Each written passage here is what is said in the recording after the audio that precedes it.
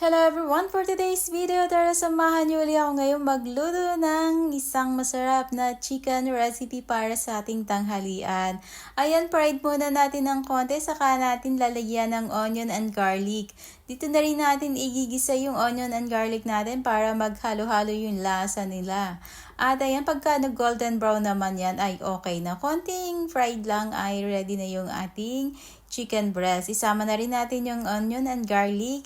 Pagsasamahin natin dito yung ating carrots at lalagyan natin to ng red bell pepper. Ayan, kahit anong vegetable pwede nyong isama dito basta masarap yung ating combination ng ating chicken breast with vegetable. Ayan yung sauce natin. Meron ako ditong flour. Yun yung ginamit ko, flour, para hindi siya magbubuo-buo. At ayan, lalagyan natin siya ng iba pang seasoning. Ilalagay ko naman sa description ng video na to lahat ng ingredients ng aking ginamit. At ayan, pagka okay na yung lasa niyan ay atin ang ilalagay diyan. At magdadagdag tayo ng konting tubig. Konti lang para hindi naman siya masyadong marami sa sabaw dahil ating iigahin naman yan. At konting luto lang naman yung ating chicken breast at saka yung vegetable natin. Hindi natin masyadong lulutuin.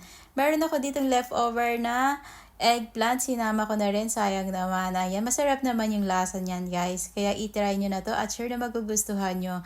Thank you for watching my video. Sana magustuhan nyo yung aking mga videos. At paki-follow and share na rin po. Ayan, luto na yung ating lunch for today.